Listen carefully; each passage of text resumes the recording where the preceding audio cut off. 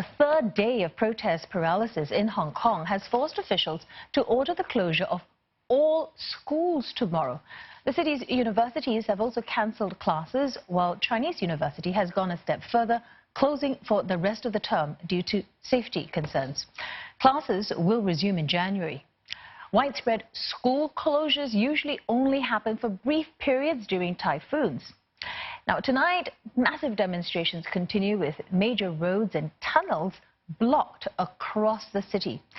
Activists want to cause maximum disruption and stretch police resources.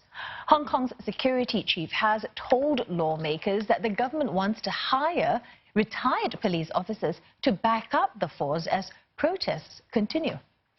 Well, today has seen more thousands of protesters block roads in the heart of the central business district, while others set up roadblocks across the city.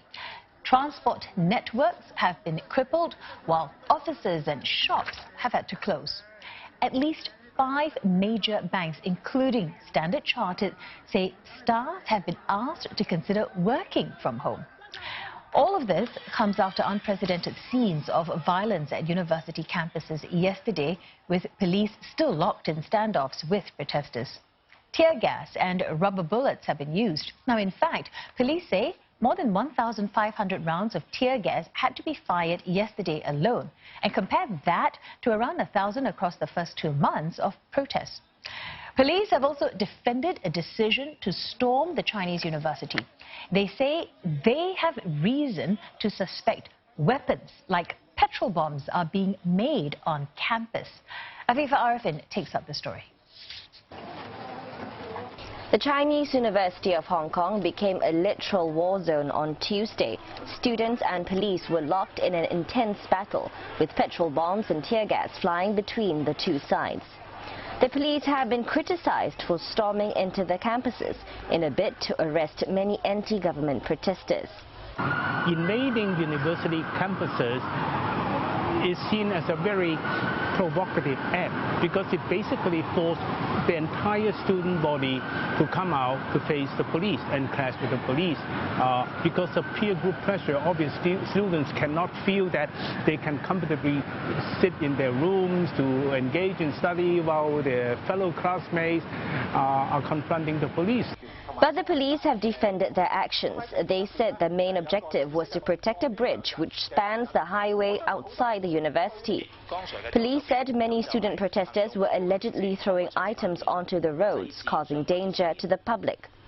And many of the students were armed with offensive weapons like chainsaws and bows and arrows. It is very unfair for everyone to put the blame on police officers for the current chaotic and panic situation. Who would have imagined a university has become a manufacturing base for petrol bombs and a refuge for rioters and criminals. We must make this very clear. Nowhere in Hong Kong is lawless land. If someone breaks the law, regardless of where you hide, the police have lawful powers to come after the offenders and bring them to justice. No excuse, no political demand can spare anyone from legal liability. General strikes across Hong Kong have brought parts of the city to a halt. Traffic was paralyzed as MTR services were either suspended or disrupted, and multiple roadblocks were erected. Confrontations also broke out between anti-government protesters and the police at universities across Hong Kong on Monday, including this one at the University of Hong Kong. Police had infiltrated the campuses, firing multiple rounds of tear gas, affecting thousands of students. Classes had to be cancelled, and some universities even had to put off their graduation ceremonies. As a safety measure, schools in Hong Kong will suspend classes on Thursday. Afifa Arifin, CNA, Hong Kong.